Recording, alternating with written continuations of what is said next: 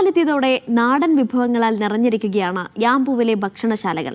നോമ്പുതുറയ്ക്കും അത്താഴത്തിനുമായി കുടുംബത്തോടൊപ്പം നിരവധി പേരാണ് എത്തുന്നത്. എണ്ണക്കടികൾക്കും അത്താഴക്കഞ്ഞിക്കുമാണ് ആവശ്യക്കാർ ഏറെ.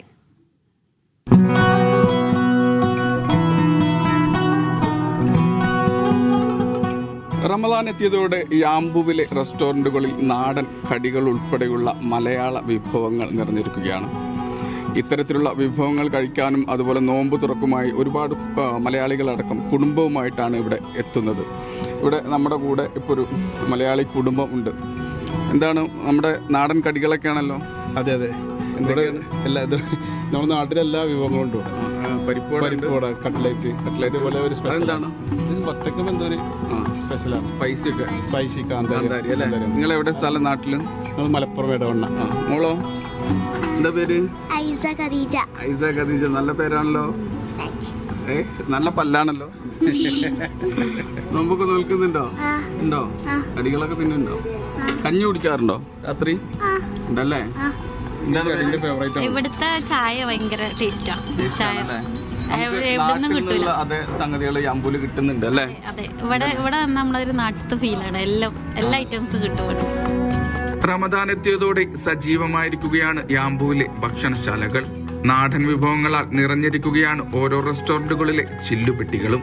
നോമ്പ് തുറക്കും അത്താഴത്തിനും മുത്താഴത്തിനുമായി കുടുംബങ്ങളോടൊത്താണ് മലയാളികൾ ഭക്ഷണശാലകളിൽ എത്തുന്നത്. ഇപ്പം രാത്രികാലങ്ങളിൽ തന്നെ ഫാമിലികളാണ് കൂടുതൽ വരുന്നത്. അത്താഴത്തിന് കഴിക്കാനുള്ള ഇതെല്ലാം കാണിച്ചാൽ ഇപ്പം കണ്ടാൽ തന്നെ മനസ്സിലാവും, പുറകിലൊക്കെ ഫാമിലീസാണ്. എണ്ണക്കടികളാണ് ഇഫ്താറിലെ പ്രധാന ആകർഷണം. കണ്ണൂർ, കോഴിക്കോട്, മലപ്പുറം സ്പെഷ്യൽ വിഭവങ്ങൾക്കാണ് ആവശ്യക്കാരിൽ അധികവും. തലശ്ശേരി കല്ലുമ്മക്കായും സുലഭമല്ലെങ്കിലും പലയിടത്തും ലഭ്യമാണ്. ഇതിനും ആവശ്യക്കാർ ഏറെയാണ്. കടികൾ ഉണ്ടക്കായി, ബോണ്ട, അടക്ക. ഇന്നലെ നല്ല കല്ലുംകായ ഉണ്ട് തലശ്ശേരിയിലെ. രുചികൾ ആസ്വദിക്കാൻ എത്തുന്നവരിൽ കൂടുതലും മലയാളികൾ തന്നെയാണ്. മലയാളികൾ ഏറ്റവും കൂടുതലുള്ള സ്ഥലമാണിത്. എന്നുവെച്ചാൽ അൽഹംദുലില്ലാ മലയാളികളെ മംഗലാപുരക്കാർ ഏറ്റവും കൂടുതൽ നമ്മളെ കസ്റ്റമർ അത് അവർ തന്നെയാണ് മെയിനായിട്ടുള്ളത്.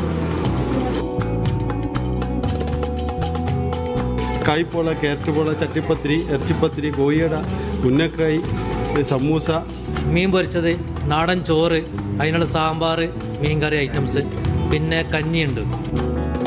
വിവിധ വിലകളിലുള്ള ഇഫ്താർ, അത്താഴം കോംബോ ഓഫറുകളും വിവിധ ഭക്ഷണശാലകൾ ഒരുക്കിയിട്ടുണ്ട്. ഇവിടെ നമുക്ക് ഇഫ്താറിനുള്ള സൗകര്യങ്ങളുണ്ട്. ഇഫ്താർ കോംബോ ഉണ്ട്. അതുപോലെ നോമ്പ് തുറക്കുമ്പോൾ ഷുർബ, തരിക്കഞ്ഞി, നോമ്പ് വന്നതിന് ശേഷം പിന്നെ ജീരകക്കഞ്ഞി ഉണ്ട്, അത്താഴത്തിന് ചോറുണ്ട്.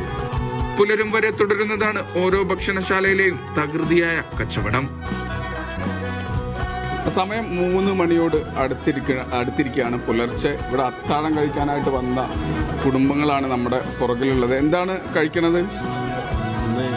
കഞ്ഞിയും മത്തിയാണ് മെയിനായിട്ട്. മത്തി വറുത്തതും ജീരകക്കഞ്ഞി. ഇവിടെ നിന്നാണോ കഴിക്കാറൊന്നും? ആണ് വീക്കെൻഡിലൊക്കെ ആയിട്ട്. അല്ല, കഞ്ഞിയാണ് കഴിക്കുന്ന കഞ്ഞിയാണ്. നമ്മൾ പലപ്പോഴും വരാറുണ്ട്. ആഴ്ചയിലൊക്കെ 2 ആഴ്ച കൂടുമ്പോഴൊക്കെ ഈ നോമ്പായി കഴിഞ്ഞാൽ ഒരു രസമാണല്ലോ കഞ്ഞി. ചീരാകഞ്ഞിയും കിട്ടും, നല്ല ഫ്രഷ് മീനൊക്കെ. നാട്ടിലൊരു ഫീൽ കിട്ടും. എവിടെയാണ്? നാട്ടിലെവിടെ? നാട്ടിൽ കാലിക്കറ്റ് യൂണിവേഴ്സിറ്റി ചാലിയത്താണ് പ്രോപ്പർ. സന്തോഷമായിട്ട് പോകുന്നത്. അപ്പോൾ ഇത്തരത്തിലുള്ള കാഴ്ചകളാണ് സൗദിയിലുടനീളം നമുക്ക് കാണാൻ കഴിയുന്നത്. നോമ്പ് വന്നതോടുകൂടി മലയാളി വിഭവങ്ങൾ കൊണ്ട് നിറഞ്ഞിരിക്കുകയാണ് ഓരോ റെസ്റ്റോറൻറ്റുകളും. ഇത്തരം കാഴ്ചകൾ തന്നെയാണ് സൗദിയുടെ എല്ലാ മേഖലയിലും നമുക്ക് കാണാൻ കഴിയുന്നത്. യാമ്പൂവിൽ നിന്നും നിയാസ് യൂസഫിനൊപ്പം മിഷാൽ ചെർപ്പുളശ്ശേരി, മീഡിയ 1.